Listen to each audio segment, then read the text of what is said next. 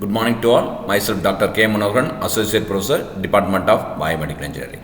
So today class we are going to see about data reduction technique. So particularly we are going to target about this turning point algorithm. So it is called as TP algorithm. So it uses the reduction of sampling rate to reduce the data consumptions. Look at this. So this is the actual ECG waveform. Look at this P, again QRS for then T. So we have this PR segment and QT segments. So normally what we use, so as per the sampling rate, we select the number of samples per second. If you look at this waveform, only this QRS have the higher amplitude. So but remaining have a small amplitude. Again frequency also we have a different. So normally we use a higher sampling rate for this. So this can be reduced. So the original motivation for this turning point algorithm is to reduce the sampling rate of the ECG signal from a 200 to 100 samples per second. The algorithm developed from the observation that except that QRS complex, look at this. So this is the QRS complexes with large amplitude and slopes. A sampling rate is 100 samples per second is sufficient for the storing the ECG signals. So the turning point algorithm is based on the concept of that ECG signal is normally oversampled for 4 or 5 times higher than the required frequencies. So normally as per sampling rate only twice of the message frequency is required. Look at this. So if you take an example, ECG used in this monitoring have a bandwidth of 50 Hz. So and then band sampled with 200 samples per second. So in order to easily visualize the higher frequency attributes of QRS complex, so we can reduce this to 100 is sufficient because we have a 50 Hz signal only. So twice of that will be 100 samples per second is sufficient. So as per the sampling theory tells us that we have to sample twice of that. So that is 100 samples per second is sufficient.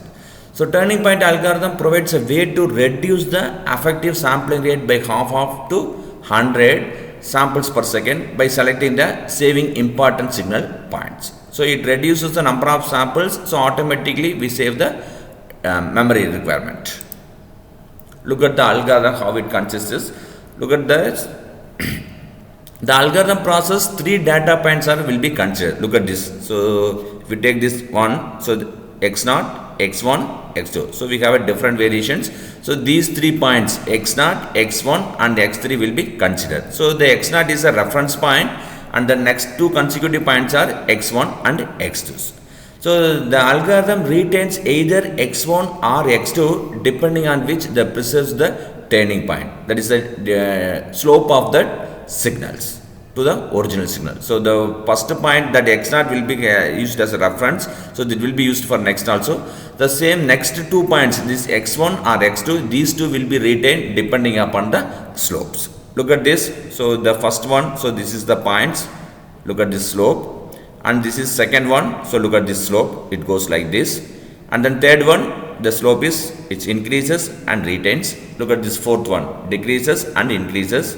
And look at the fifth one, so this is decreases continuously, and sixth one decrease and retains, and seventh one it retains the same value and increases, eighth one retains the same value and decreases, and ninth one same point for all 3 points.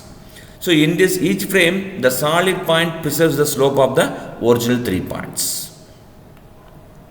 So the algorithms save this point, makes the reference point to x0 for the next iteration. So what are the value that will be saved? So that will be used for a reference of the next steps. So if the samples to next 2 points, assign them x1 and x2 with respect to the process. We use a simple mathematical criteria to determine the save point, which point to be saved. So that will be considered or calculated by using the simple functions. So the sin x, the operation, look at this. So if x equal to 0, the sin x is 0. If x is greater than 0, that will be plus 1. If x is less than 0, it will be considered as a minus 1. So these 3 functions. So depending upon this x value is 0 or greater than 0 or less than 0, these 3 one value will be taken.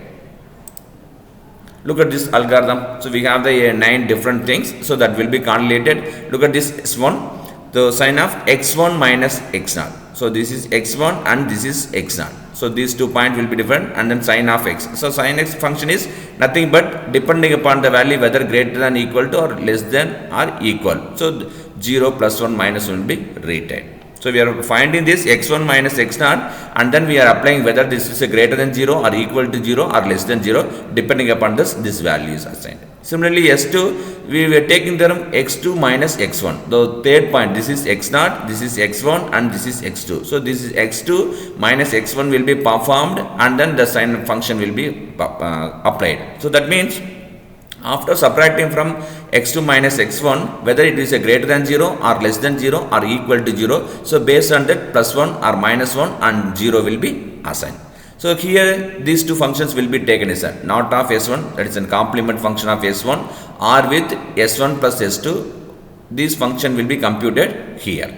And then this is the saved sample for the next sequence. So the first cases, the x2 will be saved for a next point reference. So here it will be x1. So these will be applied for all these 9 points. Look at this point 1. So this is 0. This is, so look at this slope is increasing in this point. So we are performing x1 minus x0. So from this point to this point, so we have the positive value. So greater than 0. So it is a plus 1. Similarly, look at this x2 minus x1. So this is also have an x2 minus 1 x1 will be a positive value. So we get a plus 1 for this. Because this is a positive value greater than x, automatically we get a plus 1. Because look at this function. So if it is a greater than 0, so both cases we are getting the greater than 0. So automatically we get a plus 1 for this function. Similarly, that will be done for an second sample, third sample up to 9 samples. Look at this. These two functions. So from this logical operations NOT will be performed, and then OR with this S1 plus S2, this will be logical operations.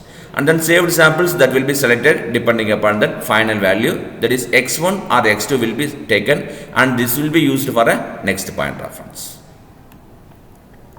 So we obtained that S1 equals sign of x1 minus x0, and then S2 is a sign of x2 minus x1. So these 2 points will be find the slope, and then slope may be positive, negative or equal. So based on that plus 1 or minus 1 or 0 will be assigned. Look at this. If slope is 0, then operator produces 0 result. So if it is a positive or a negative results, it will be produced plus 1 or minus 1 respectively. The turning point occurs only when the slope changes from a positive to negative or negative to positive. That is the turning point. So from a positive negative change or negative to positive change, that will be considered as a turning point. We use the logical Boolean operation NOT and OR operation to implement. We can use the C languages to find the final judgment or final values. So in C language, or we can use a logical operations. So NOT of C, that will be equal to 1 if C equal to 0. That is a complement of these functions. And otherwise NOT of C equal to 0. That means if C equal to 0, the NOT of C is 1. Remaining all cases, that NOT of C will be equal to 0. There is a complement of C values. So also logical OR means, so we are performing a logical operation. So only in the case all the inputs. So here we have taken A, R with B. So if both A and B will be 0, then output will be 0. Remaining all cases, output will be 1. Because A is 1 or B is 1 or both A and B are 1. So if you perform a logical operation, so we get an output is 1. So only that particular case, both A and B is 0, the output will be 0. So we retain this x1 only if NOT of S1 or with S1 plus S2 is 0. And then save x2 for this is case. So in this expression x1 plus x2, the arithmetic sum of signs produces by the sign functions.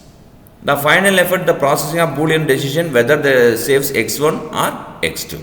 The point x1 is saved only when the slope changes from a positive to negative or vice versa. This computation could be easily done arithmetically, but the Boolean operation is computed much faster. The advantages of this turning point algorithm. So the turning point is simple, fast and produces the fixed reduction ratio from 2:1.